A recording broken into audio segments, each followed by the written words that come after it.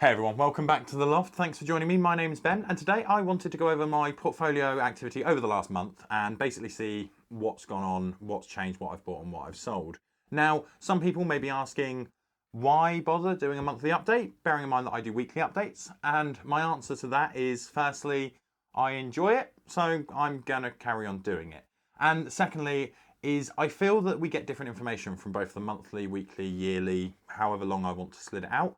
Those reviews I feel give us different information, and obviously generally I'm looking more long term rather than weeks and months, but I do like to include my weekly updates so that you guys essentially have clear transparency on what I'm investing in, what I'm buying, what I'm selling, what convictions I've got, everything like that.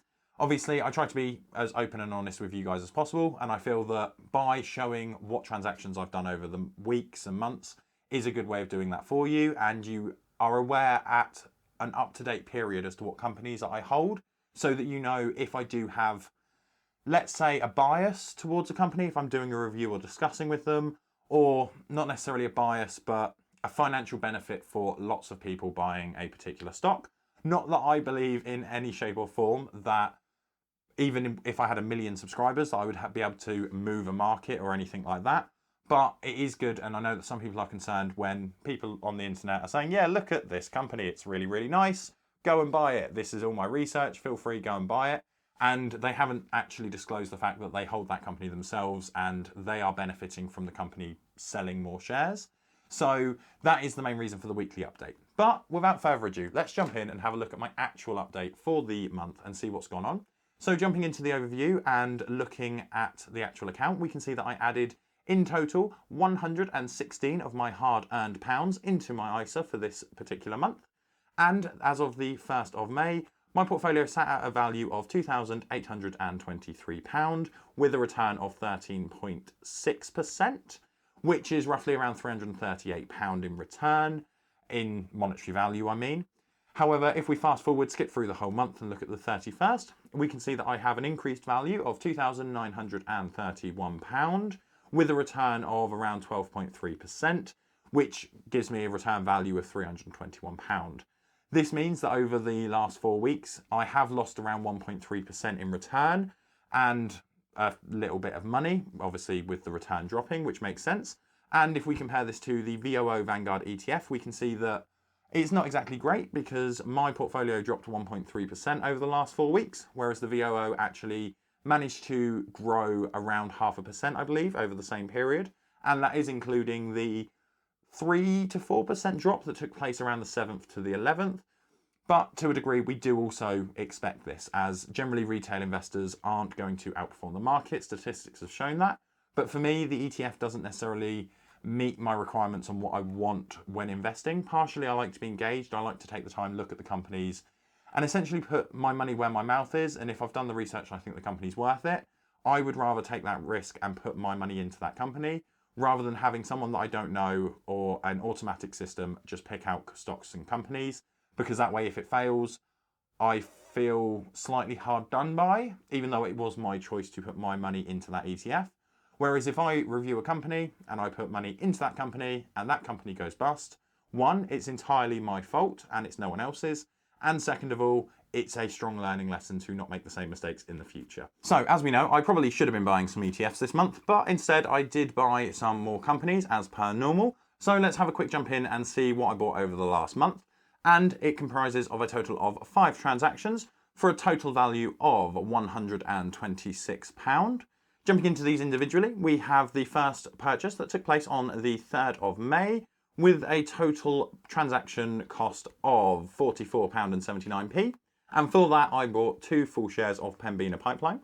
Then we had a purchase of 0.3 shares of Games Workshop. This is a company that I'm a big fan of. I generally like them for investing purposes, but I do also buy their products and I am a hobbyist of their company, as you can tell by this massive selection of books that are all Games Workshop books and are really expensive for some reason. Anyway, moving on, I did buy a total of 0.3 of a share on the 12th of May of Games Workshop, and that cost me a total of £32.89.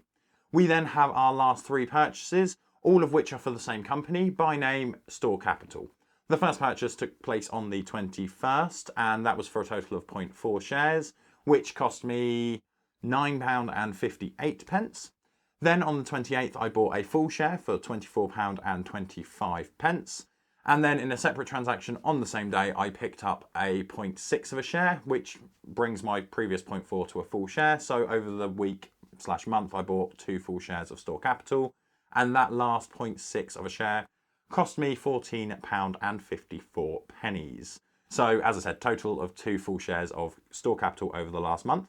Ideally, all going well and as expected, should I say, we'd be looking to add around £5 to £6 to my yearly dividends from this purchase, essentially. So, but from buying this, I'm looking to increase my yearly dividends by about £5 to £6, though that isn't including any withholding tax for non-UK companies and things like that. That's just based on what dividend they pay, transferred at the current rate into my currency, and then that is how I've worked that out. So I will admit that due to these being mainly US companies, that figure will be slightly down when we include the tax, but I haven't included that at this particular moment, just so that you're aware. What I did want to do is essentially go over the dividends as per normal, but rather than list off every single dividend, I thought that I would just essentially summarize it and go over it. So in total, we managed to get a total amount of payments of 18 payments from various companies. And let's look into just a few of the key aspects of my dividends. And from here, we can see that the largest payment was from AXA, valued at £3.62p. And this may cause me an issue going forward for the next quarter. And the main reason for this is essentially AXA pay on a yearly basis. So I'm not going to see another £3.62p for a full year. But majority of my companies pay on a quarterly basis. So unless I buy more companies that are due to pay out in August, September, around that sort of time, I will be seeing a drop against what I would like to see because I'm not going to be getting that £3 again. But it will mean that next year I'll have a slight bump up at this month again. So overall, I pulled in a total of £10.66, which for this month does meet my target, which was aiming for around £10 per month at this particular stage. Taking 2 seconds just to look forward and essentially project and forecast my dividends for next month. As we know, ideally I'd like to make at least £10. Well, ideally I'd like to make more money than the previous month, though that's not always possible. So I have set a personal goal of trying to make £10 over a 3-month period. Obviously we've done that this month and last month. So hopefully, ideally, we would get £10 next month. However, if we actually look at the forecast from my portfolio spreadsheet that basically tracks what companies pay out dividends when they pay it out, we're actually expecting to make only between £8 to £10 this month. So it is unlikely that we're actually going to beat this month's dividends of £10.66 or whatever it was.